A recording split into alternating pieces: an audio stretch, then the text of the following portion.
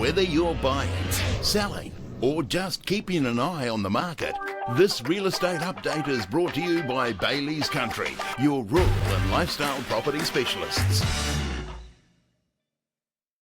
Well, welcome to the CountryWide podcast, and this week we're going to dive into the integration of forestry within sheep and beef.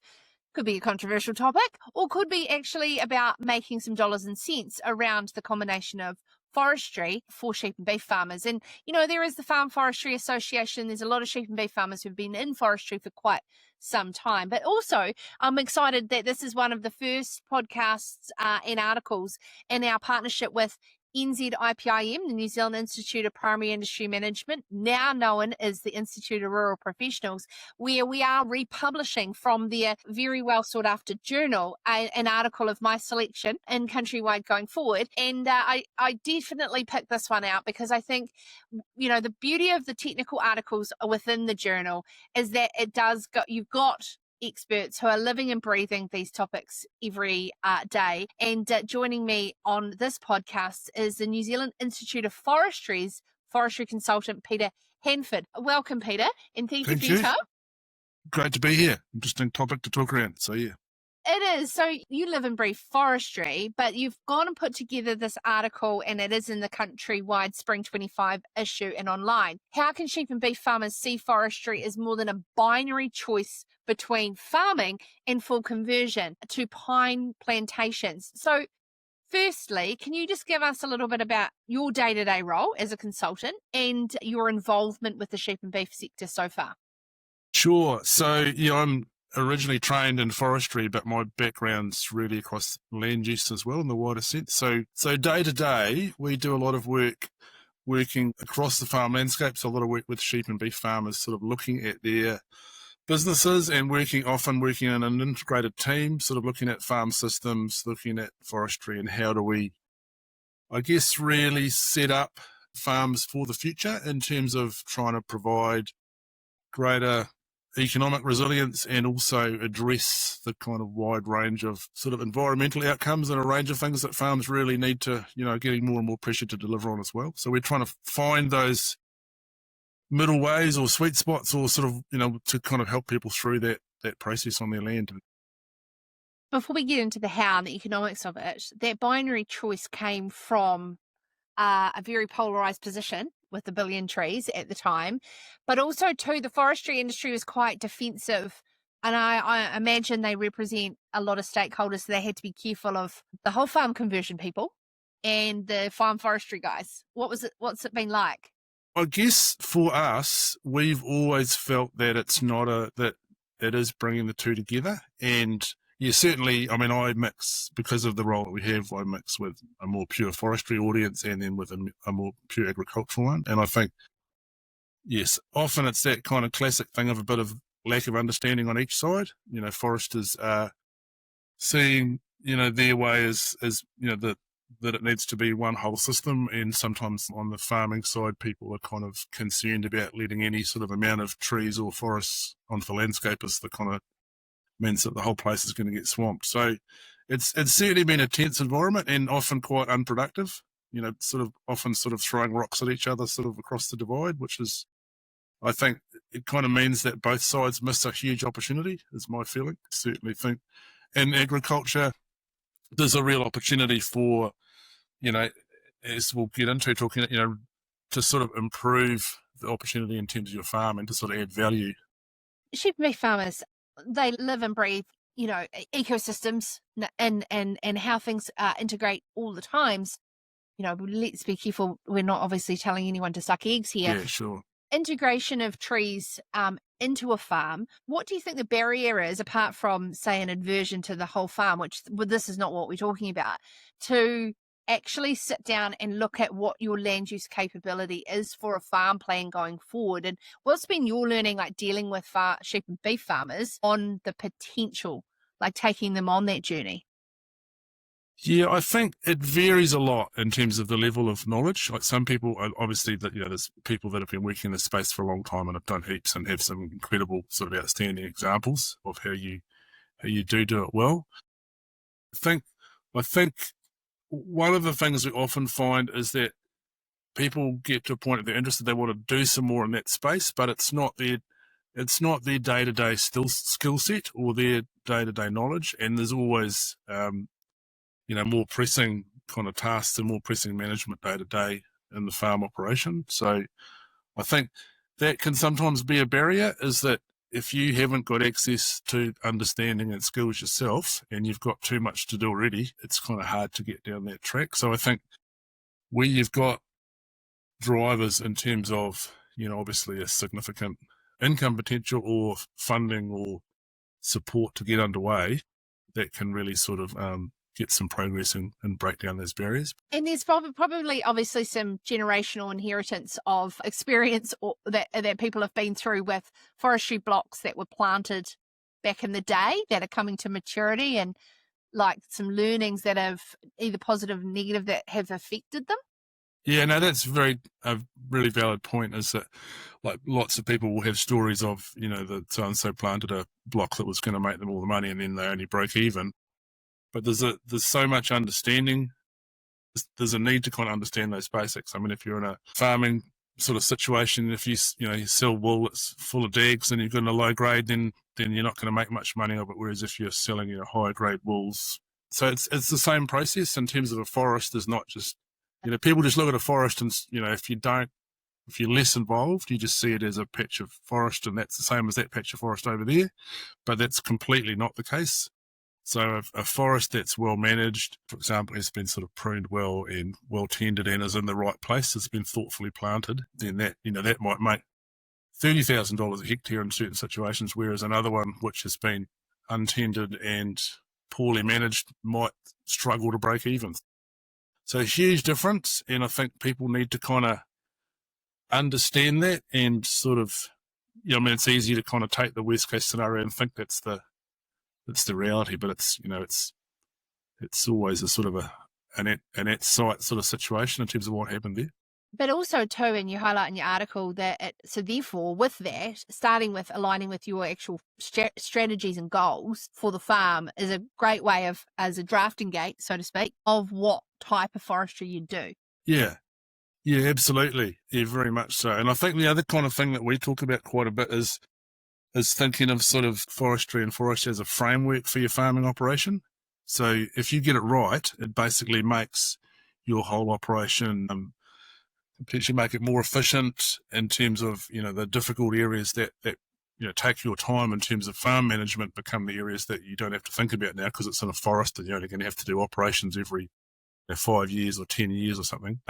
And also that you've got areas you can put stock when they're vulnerable in post shearing or at lambing or those sorts of things. So it sort of becomes, with some thought and things in the right places, that actually it's easing your overall farming operation. So I think it's going through that process, working out what you could achieve across your whole land with trees in the right place and starting to get that in place. I think the other thing, of course, that is always a challenge for people with forest and forestry is that it takes quite a bit of time to get to. If you're sitting in a situation where you don't have a lot of that sort of extra woodlots or forest and you want to get to a long-term situation, you're talking sort of decades to get to the real other end of it. So sometimes that's a challenge for people as well. So I guess the thing I would recommend in those situations is to go and look at some farms that have got to that point and sort of see what you could achieve. I don't know whether it's because I'm living and breathing it at the moment, Peter, but my husband's just recently done a silver pasture and agroforestry course with a whole bunch of sort of farmers similar age to him.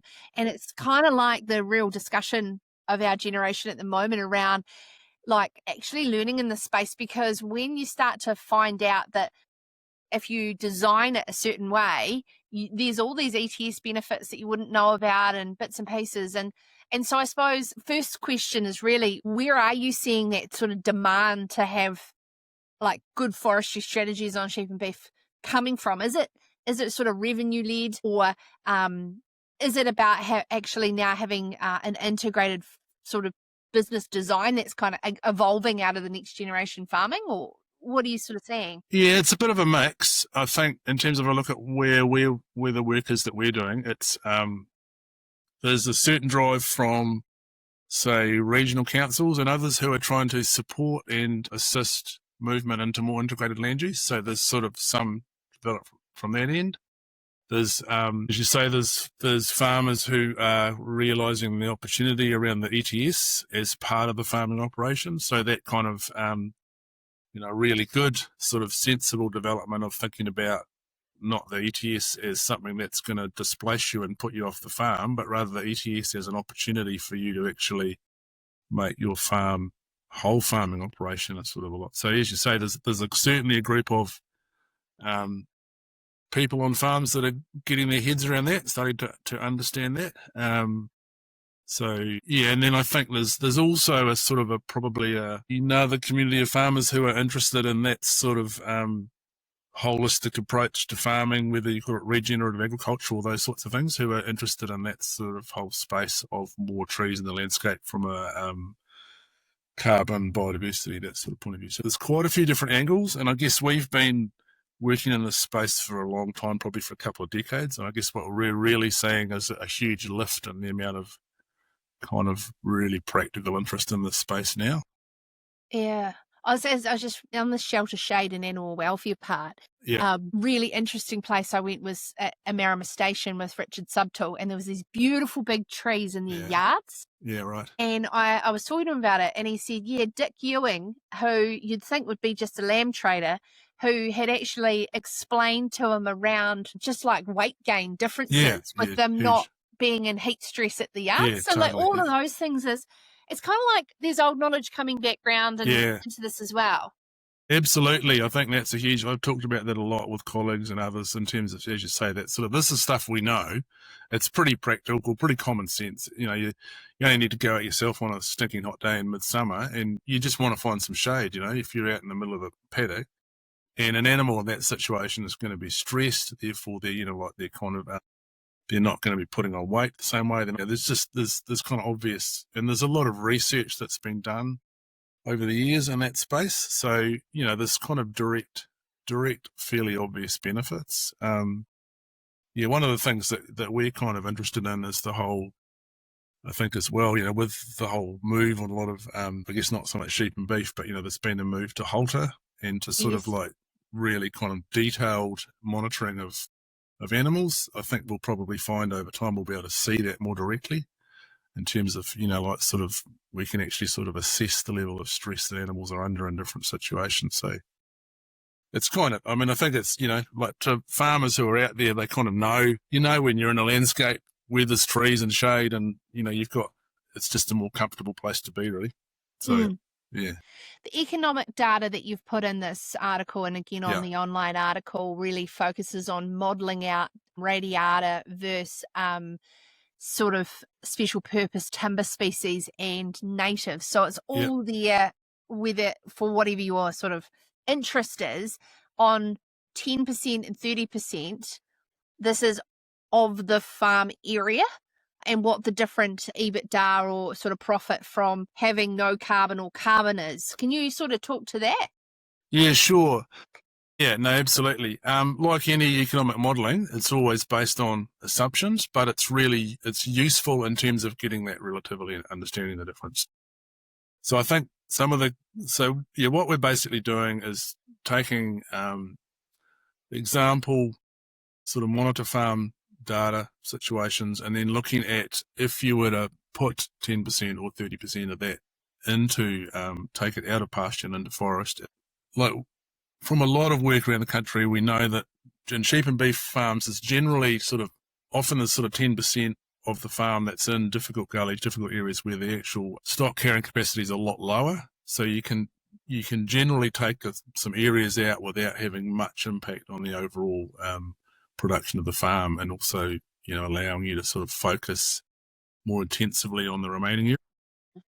So what we've done in the modelling is basically look at that. So you're taking some pasture production out so that it models that change in your farm production, farm system, and then brings in the earnings that you then get from carbon and in the future from harvest revenue. But what it kind of quite clearly shows is that under the current situation with the ETS, if you bring in radiata on sort of 10%, you make a bit more your profitability is a little bit better than it is with a your current farm situation. If you go to 30%, then you actually get, it continues to improve. You get sort of more of a benefit in that situation. So, and I think the other thing to think about in terms of forest in that situation is that you're modelling the overall profitability and you're suggesting that you get a slight increase in that. The other key aspect is you're also introducing another income source, or another couple of income sources in terms of carbon and timber. So it does give you a bit more ability to balance income if you get, for example, if you've got areas approaching harvest and you have approaching forest harvest and you have a drought period with very low animal production and reduced income in those areas, you've got ability to kind of bring some of that forest income into those situations. So I think it's useful to bear in mind as well the direct economic aspect of it, but also that kind of impact on your flexibility, your economic sort of things, and your resilience around that. This farm modelling before carbon, how long a longer period of time is that modelled over in terms of the net profit of? It uses, again, this is the stuff that Phil Geno's done in detail, but in terms of the farm income, it uses sort of like 12-quarter price averages and things. So it's basically deliberately, like, it's not short-term price use and that sort of thing. So it's modelled over, like, we're basically modelling that over for Radiata over that 30-year period. So it's if people are familiar with discounted cash flow analysis and things. So we're looking at that long-term income situation from farming and also forestry. Does it take into account the situation that's happening with our local manufacturing and bits and pieces in the long term? For the next 10, 20, 30 years, it could be quite a different place. You meaning in relation to forestry? Yeah. Well, yeah, I mean, I've been working around the forestry thing for 30 years or whatever, more than that probably. And there's always been this discussion, and really if you look at the operation of the businesses is still not radically changed. I mean, it goes up and down in terms of oil price, but you look at, I mean, the reality is that our log price is set by the export log market. So if you're selling, if you're a forester selling logs, the unfortunate thing is that a lot of places, the disappearance of those mills is probably not affecting depending on where you are, that depends. Well, does that worry you if your local your mill's shutting around you? Do you just discard forestry? Because I'd take that into account, thinking, well, who would? Well, not really. No, not really, because as I say, that because of that fact that vast majority of the forest production in New Zealand is exported in log form. I mean, that's not a great thing in terms of our added value, but in terms of if you're growing trees, it does mean that you're not vulnerable to the ups and downs of the local timber processing. What about industry. transport to a further away mill and all those sorts of things? Yeah, I mean, those things have impacts, but I guess it's the same scenario with dairy and things. It's a fairly, it's something you can take into account. It's basically your most profitable forest is going to be, the closer you are to the final port or mill, and the easier the country, the more profitable it will be. So it's sort of stuff that you can take into account when you're making those choices. So again, it's an aspect of understanding forestry and how you fit it in and where you put it. Well, it sounds like if it's sort of out of your comfort zone, or of course, knowledge base, that there is a lot of great forestry advisors and consultants like yourself, Peter, that can help actually work with sheep and beef farmers around, an integrated plan of attack. And of course, have a read of the article. The link is in the description of this podcast and in the latest Countrywide Spring. So thank you very much for your time, Peter. Absolutely. Happy to talk. All the best. Real estate in partnership with Bailey's Country, your rural and lifestyle property specialists. To learn more about rural and lifestyle property opportunities or to connect with a local expert, visit baileys.co.nz/country. Licensed REAA 2008.